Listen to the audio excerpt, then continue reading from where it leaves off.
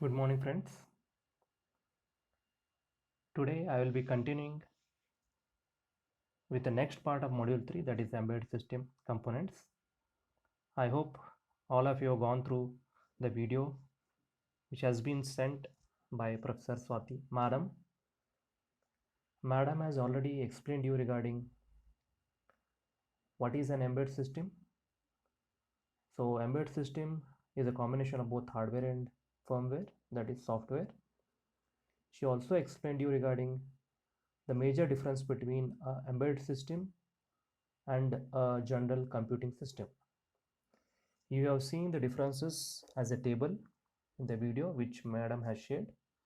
There are 5 to 6 differences, major differences. All of you please try to go through it if you have not gone through the video. If you have not gone through, then it is a bit difficult to understand the concepts what I'm going to explain today in this particular video, that is with respect to the major application areas of embedded systems. Then Madam has explained you regarding the history of embedded systems, how it all started. Then classification of the embedded system based upon certain criteria such as based on generation, complexity and performance requirements, based on deterministic behavior, and based on triggering. Right? So after going through all these basics, now we are in a position to study the different or the major application areas of embedded system. So before actually I start the major application areas of embedded system, I want all of you to please pause this video, go around your house and try to find out, are there any embedded system already existing in your house? If yes, please list them. Then come back, then resume the video and try to understand what I'm trying to explain. Please do it. I'm going to give you some 1 or 2 minutes. Please pause the video now. Please go run around your house and try to find out the different embed system which already you are using but you are unaware that that is the embed system which you are using. Right? I hope you have went through and you have listed. Now let me list the major application areas of embedded system. The first one, consumer electronics. So in this particular slide I have listed very few applications or the examples of embedded system. If I don't do that, the list is infinite. I can tell it's not possible to list all the consumer electronic embedded applications. So the two major applications which I have listed are camcorder and cameras. Then second one, household appliances. As I told, television, DVD players, washing machine, refrigerator, microwave oven. I think out of these, some 2 to 3, all of you have already listed, which are present in your home. Then the next one is home automation and security systems, air conditioners, sprinklers, intruder detection alarms, closed circuit television, CCTV cameras. Most of you have seen these cameras throughout our college, in corridors, in portico, in inside the classrooms to keep an eye on you people 24/7, fire alarms, etc. The next one is with respect to automotive industry. So automotive industry contains n number of embedded applications and embedded subsystems. I have listed here very few, such as anti-lock braking systems, engine control, ignition system, automatic navigation system, etc. There are few more such as airbag system, automatic wiper control system, air pressure monitoring system. I think these some of the applications you have already studied in the open elective called as automotive electronics in the previous semester. You can just recollect a few more. Then the fifth one is with respect to telecom, cellular, telephones, telephone switches, handset, multimedia applications, etc. So few more we can list with respect to computer peripherals, printers, So you have seen these printers in our labs. So it has a very simple application. Whatever you want to print from the CPU, you have to give a print command and the printer will print to respect to text. It can be image or it can be simple text. Scanners, most of us we are using now the scanners from the telephone, that is cam scanner. You will capture the image and you will convert it to scan copy, but it is not that cam scanner. It is a exclusive embedded device which is called as a scanner, in which we are going to put certain pages with images and text, and it will scan us and it will give or it will convert that text or the hard copy into digitized content. Fax machines, it's very difficult to see the fax machine nowadays, but we do have a fax machine in our college campus.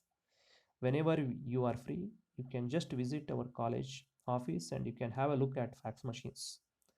Computer networking system, network routers, switches, hubs, firewalls. I hope most of you are using network routers or Wi-Fi routers in your home for internet facility. Healthcare, once again, if I go on listing the embedded systems which are used in healthcare, there are numerous systems which are used in healthcare.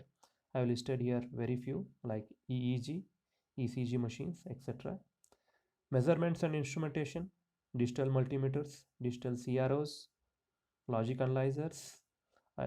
Most of you have seen the digital CROs which are present in our college labs. PLC system is programmable logic controllers. It is mainly deals with automation of the industry with respect to electrical systems. Banking and retail, automated teller machines, ATMs, and currency counters. Uh, I think most of you have used ATM machines, but now it's my sincere request, please don't ATM machines at least for 2-3 weeks until unless this COVID-19 effect reduces. Please try to use digital money such as UPS. So many UPS are available. You can use GPay. I'm not advertising GPay here. Since I'm using GPay, so that was the first UPI which came into mind. So you can use that. So many are there. BIM app is there. Then point of sale POS. This POS, I think you have seen uh, in Big Bazaar, DMart, etc., where you need to swap your either debit card or the credit card. Then card readers, barcode, smart card readers, handheld devices, etc. This barcode, I think almost all of you have seen these barcode readers in our library. Whenever you try to enter the library, the person will not allow you inside until and unless you scan your ID card. Even it is mandatory for the faculty members nowadays. So you might have seen us, even us, scanning the ID cards and then going inside the library, right? Then purpose of embedded system. Each embedded system is designed to serve the purpose of any one or a combination of the following tasks. It can be used for data collection, storage and representation, data communication. Third one for the data processing. Fourth one for monitoring purpose. Fifth one for control. Sixth one for application specific user interface. So these are some of the purposes for which we use embedded system. Now for each of the purposes, I am going to discuss one application in detail. Purpose of embedded systems. Continued. First purpose, as I told, data collection or storage or representation. Right? Now, embedded systems designed for purpose of data collection performs acquisition data from external world.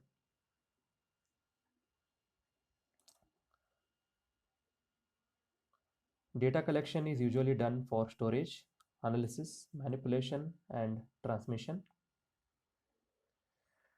The term data refers to all kinds of information such as text, voice, images, video, electrical signals, and any other measurable quantities.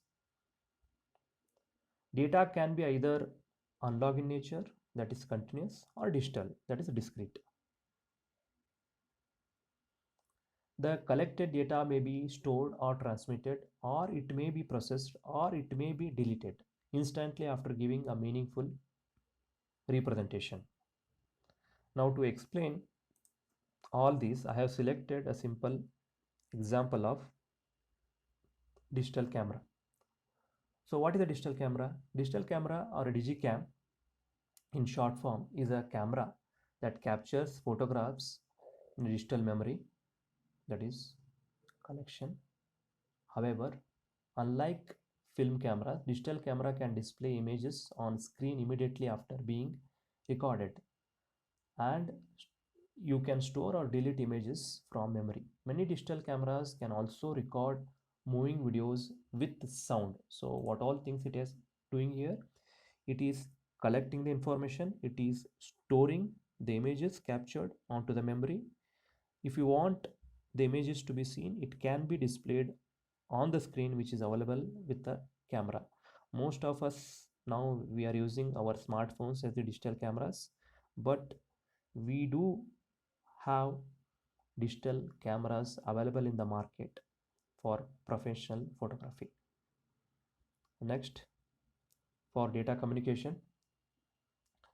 So embedded data communication systems are deployed in applications ranging from complex satellite communication systems to simple home networking systems. The transmission is achieved either by wireline medium or by a wireless medium.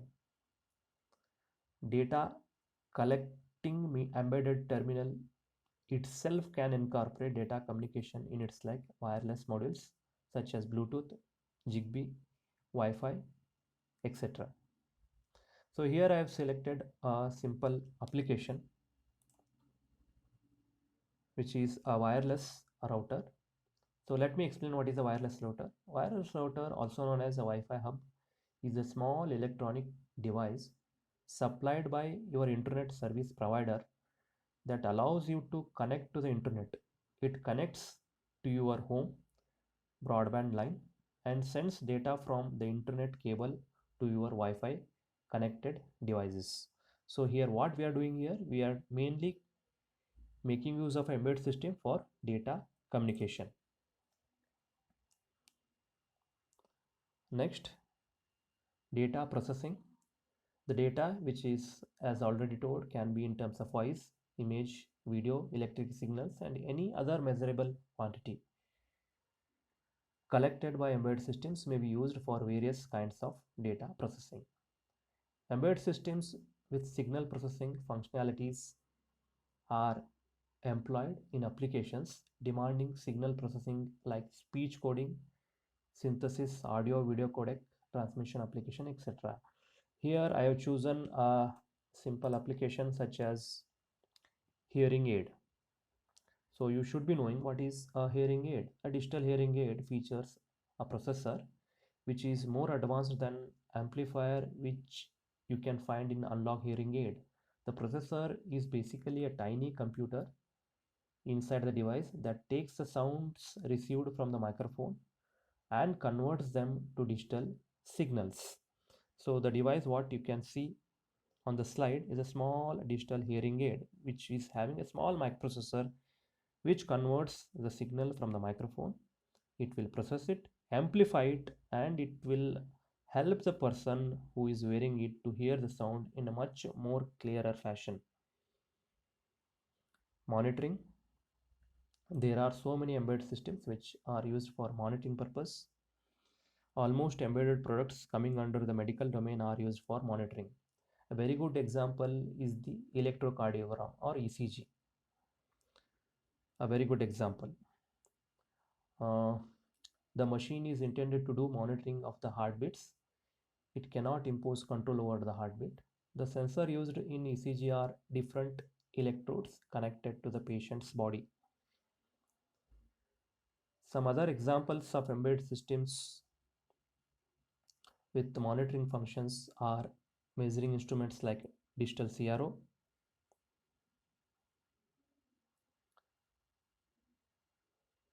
embedded systems with monitoring functions are measuring instruments like digital CRO, digital multimeters, logic analyzers, etc., used in control and instrumentation application. As you can see in this particular slide, the patient monitoring system is a very good example of a monitoring system.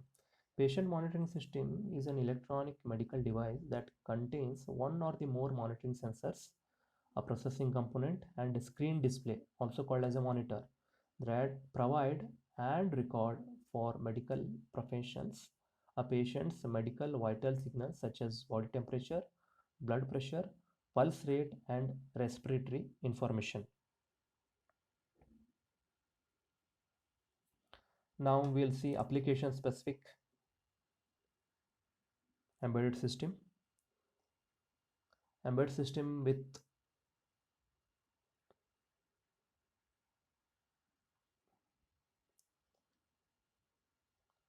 these are embedded systems with application specific user interfaces like buttons, switches, keypad, lights, bells, display units, etc. Mobile phone is a very good example of this. In mobile phone, the user interface is provided through the keypad, graphical LCD, and nowadays you can see the smartphones come with a touch screen. That's why I have highlighted that. System speakers, vibrations, etc. We do have so many sensors inside our mobile phone. You can see I have used a very old mobile phone here intentionally so that there were mobile phones with the keypad. Now most of you are using touch screens. So previously one of the very famous company called as Nokia used to produce mobile phones with the keypads.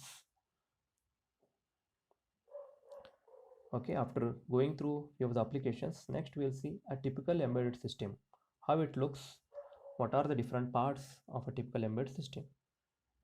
As you can see at the center of this slide, we have a system core that is nothing but the heart of the whole embedded system. It can be a simple microprocessor or a microcontroller or a field programmable gate array FPGA or application specific integrated circuit or a digital signal processor, or it can be a very complicated system on chip also, right? Now after finalizing the central processing core, we should think about how to give the inputs, right? Inputs can be given with the help of direct command interface such as keyboard or touchscreen, or you can use other kind of sensors, right? Now we have a CPU in terms of processor or a controller. Now it requires an algorithm to run to process the data which is coming inside, and it also requires the user input to be given to manipulate the data which is coming inside. Now for that to happen, we require some amount of a memory. So once again, we have different types of memory. All right, it can be ROM or it can be RAM. All right, now we do require other supporting integrated circuits and subsystems to complete a function. Along with that, we require communication interfaces. After that, the end result has to come as output in terms of actuation of some hardware, right? So let me go through once again. The controller can be a microprocessor, controller, FPGA, or digital signal processor, and so on. Typical embedded system can be viewed as a reactive system. Controller is achieved by processing the information coming from the sensor, the user interface. So usually keyboard and push button switches are used as the common input devices, and we have LED, LCD displays, piezoelectric buzzers, and nowadays we have a touch screen as one of the output device. So as I told, we do require memory for two purposes. One, to store the algorithm, that is control program, which the manufacturer of the embedded system does not want to be changed by the user. So such information will be stored inside ROM, that is read-only memory. You cannot erase the data which has been written onto the ROM. Once again, there are different types of ROMs like PROM, programmable read-only memory, UV, ultraviolet erasable programmable read-only memory, EEPROM, electrically erasable programmable read-only memory, and flash. Flash is nothing but the USB drives what we use are a kind of flash. Now, these are some of the memories which are used to store the control programs, such as the firmware. Now, mm, to store the user data, you require a memory which can be both written as well as read and write facility. Such type of data has to be stored inside a memory called as a RAM, random access memory, or read and write memory. There are various types of RAM such as SRAM, static RAM, DRAM, dynamic RAM, non-volatile RAM, etc. Uh, After studying all this, we also require certain communication interfaces to communicate with other subsystems of embedded systems, because only one system will not allow you. After processing the data has to be transferred to the other system so as to complete the whole application. So you require, or we require, communication interfaces such as I2C, inter-integrated circuit, serial peripheral interface, UART, universal asynchronous receiver and transmitter, parallel bus interface, and external communication such as wireless interfaces like infrared, Bluetooth, Wi-Fi, etc.